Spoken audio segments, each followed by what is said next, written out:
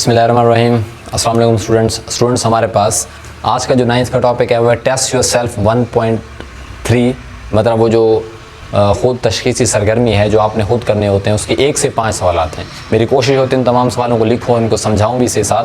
तो इसमें पहला हमारा जो क्वेश्चन है वो ये है कि हाउ मैनी AMU, पूछता है AMU कितने होंगे किस में 1 ग्राम ऑफ सब्सटेंस। अगर आपके पास कोई 1 ग्राम का सब्सटेंस है तो उसके अंदर AMU कितने होंगे। देखिए स्टूडेंट्स, ये आपका रिलेटिव एटॉमिक मास के टॉपिक से ये सवाल पूछा गया है। हमने रिलेटिव एटॉमिक मास के टॉपिक में ये पढ़ा था और मैंने उसमें पूरी ये तफसील के साथ समझाया। अगर आपने वहाँ पर पढ़ा है तो उसका जिक्र मैंने वहाँ पर किया है। तो मैं फिर से बता देता हूँ कि 1 AMU किसके बराबर होता है 1.66 मल्टीप्लाई 10⁻⁻24 ग्राम के बराबर होता है। और आपसे ये तो AMU इतने ग्राम के बराबर होता है, लेकिन आपसे उल्ट पूछा है, रिवर्स पूछा। उन्होंने पूछा है ग्राम में कितने AMU होते हैं। तो आपने करना क्या, ग्राम को इधर रहने दो, ये ग्राम इसके साथ क्या हो रहा है मल्टीप्लाई हो रहा है। तो ग्राम जो चीज़ इधर मल्टीप्लाई होगी इस साइड पर आकर क्या होगी डिवाइड होगी, तो ग्राम इधर रह जाएगा। 1 के नीचे ये पूरी वैल्यू नीचे आ जाएगी। इस 1 के ऊपर जब आप इस वैल्यू को डिवाइड करेंगे तो आपके पास आंसर निकलेगा 0.60 और ये 10⁻⁻24 जब ये ऊपर जाएगा तो यहाँ पर ये नेगेटिव का था, ऊपर जाकर के इसका हो जाएगा पॉजिटिव का। तो ये सिंपल 1 ग्राम किसके बराबर आ गया 0.60 मल्टीप्लाई 10⁻+24 प्लस का 24 ग्राम। तो ये आपका आंसर है। आई होप आपको इस क्वेश्चन में किसी तरह का मसला नहीं होगा। क्वेश्चन नंबर 2 इसका देखते हैं, ये तो बहुत ईजी है कि is atomic mass unit AMU, वो जो कार्बन के 12 हिस्से किए थे हमने पढ़ा है, क्या ये SI सिस्टम इंटरनेशनल यूनिट होता है किसका एटॉमिक मास का। इसको शॉर्टकट, वैसे तो रिलेटिव एटॉमिक मास होता है, बाज़ औक़ात हम शॉर्टकट इसको एटॉमिक मास भी बोल देते हैं। तो क्या रिलेटिव एटॉमिक मास का या एटॉमिक मास का ये जो यूनिट SI यूनिट, क्या वो एटॉमिक मास यूनिट AMU होता है। तो इसका सिंपल जवाब है यस। ये मैंने टॉपिक में समझाया आपको कि एटॉमिक मास यूनिट AMU ही SI यूनिट होता है किसका, एटॉमिक मास का या रिलेटिव एटॉमिक मास का। तो मिक्स नहीं करना इसको।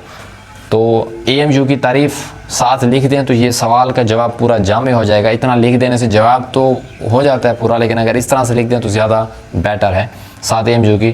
क्योंकि एक कार्बन C12 के हमने कितने से किए थे 12, मैंने आपको समझाने के लिए 3, 4, 5, 6, 7, 8, 9, 10, 11, 12, इनमें से एक हिस्से को हमने क्या नाम दिया था AMU। इसी वजह से इसको बोलते हैं 1/12 कि कार्बन 12 के 12 हिस्सों में से जो एक हिस्सा है उसको क्या बोलते हैं AMU बोलते हैं। तो 1/12 mass of 1 atom of C12, तो C12 के 12 हिस्सों में से एक हिस्से को क्या बोलते हैं एटॉमिक मास यूनिट। और आप जानते हैं 1 AMU किसके बराबर है 1.66 मल्टीप्लाई 10⁻⁻24 ग्राम। अगर यही आपसे किलोग्राम में पूछे फिर 1000 पे तकसीम कर दें, और 1000 पे तकसीम कर दें मतलब इसका मतलब क्या है 3 0 है, तो इसका मतलब है यानी कि 10 की ताकत 3 है। जब ये ऊपर जाएगा तो इसके साथ जब ये जाएगा तो ऊपर 10 की ताकत -3 हो जाएगा। तो -3 और -24 मिलकर ये किलोग्राम में हो जाएगा 10⁻⁻24 और ये वाला -3।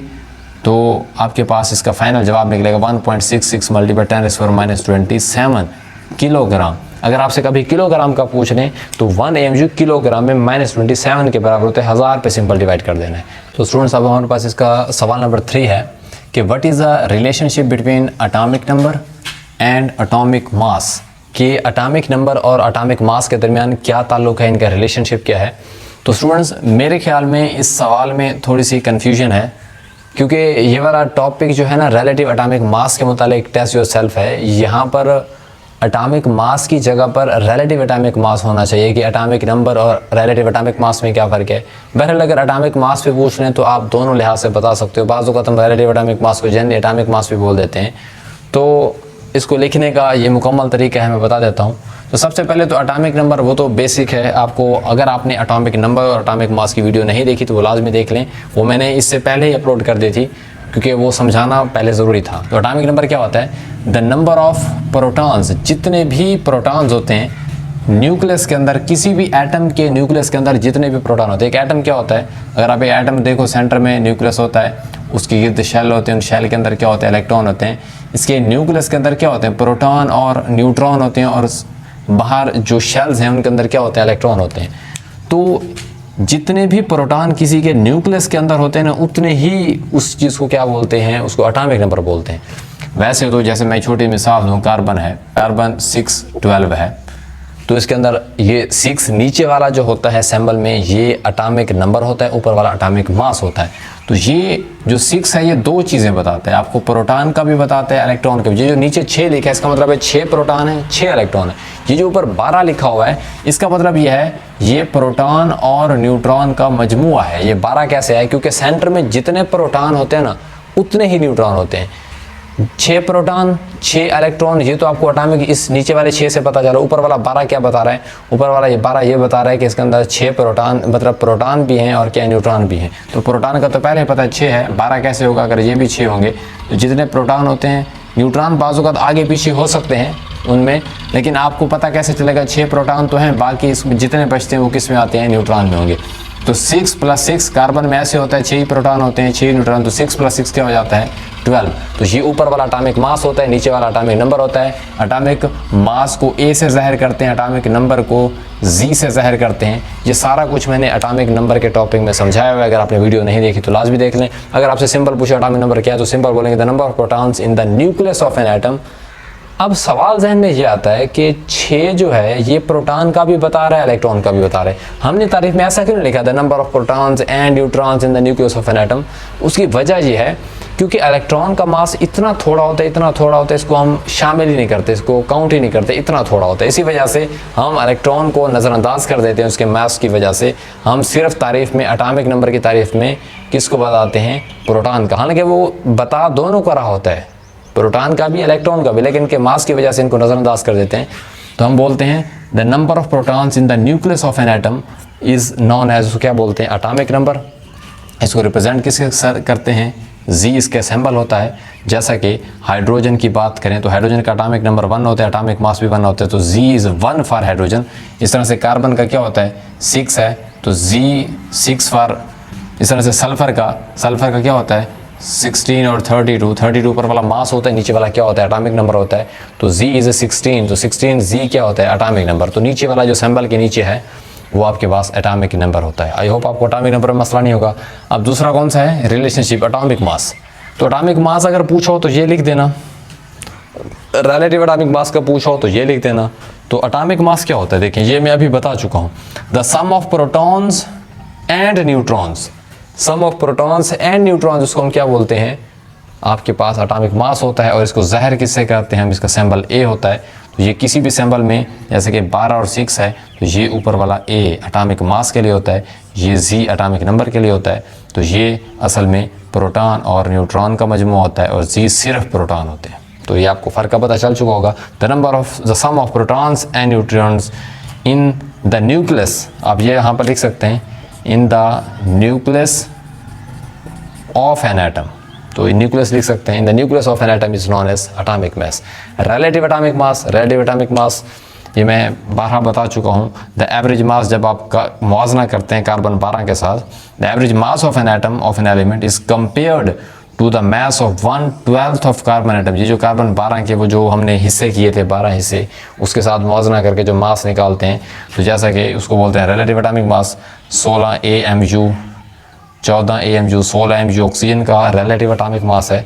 नाइट्रोजन N का मैंने सिंपल लिखा है, उसका 14 AMU। इस तरह से किसी चीज़ का भी निकाल सकते हो, लेकिन मुआवजना किससे करना होता है, C12 के साथ मुआवजना किया जाता है उसकी 1/12 हिस्से के साथ। तो स्टूडेंट्स अब हमारे पास इसका क्वेश्चन नंबर 4 है, चौथा क्वेश्चन, डिफाइन रिलेटिव एटॉमिक मास। तो ये स्टूडेंट्स अभी हमने तीसरे सवाल में किया है, आपने इसके बारे में पढ़ा है। इसका जिक्र तीसरे सवाल में भी है, इसी का जिक्र 5वें सवाल में भी है। तो मैं यहीं से दोबारा से पढ़ा देता हूँ।